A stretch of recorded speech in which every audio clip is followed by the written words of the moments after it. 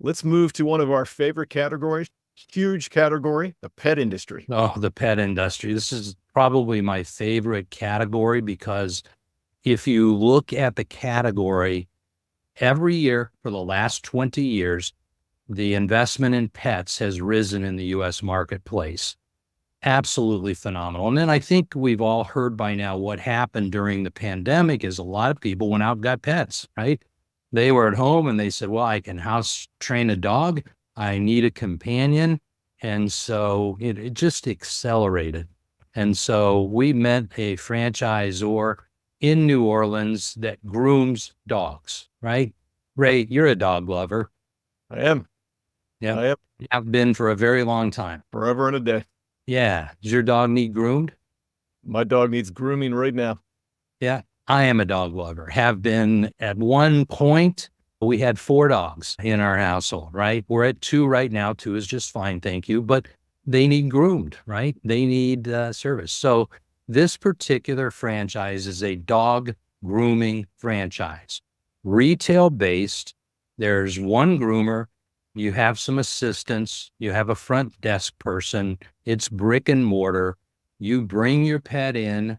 They check you in, they groom, they give your dog back to you, and you go out the door. Ray, how many dogs do you think you could do a day if you owned that business? I know the answer. I also know how many I could do is probably like 4. Yeah, I think I could maybe get to a half a dozen without a system, without a franchisor behind me. Right. Uh, 60 to 80 dogs a day is what most of these locations do. How do they do that, Tara? They do it with artificial intelligence. The founder of this particular franchise is a software wizard, and he traveled the country visiting all of his franchisees, pretty much lived in his car for 2 years and went location to location to location to be able to understand what his franchisees wanted and needed to run their businesses more effectively. And then he went back and developed the software systems and the artificial intelligence systems to optimize this particular model. If you love dogs, if you love pets, you've got to take a look at this business because it's just optimized. When you come in, you are recognized and they greet you by name. And this isn't done with memory. This is done with software. And then you check your dog in and one of the handlers takes them and they move through the grooming assembly line and it's timed down to the minute. This is a technology play, pure and simple, and they happen to groom dogs. I was going to say that it's a technology play that happens to be in a very forgiving industry, a very large and forgiving industry. So that's the disruption there. It's the technology. We keep hearing about technology as a disruptor, and AI is starting to filter into it, is what I've been noticing, Tara.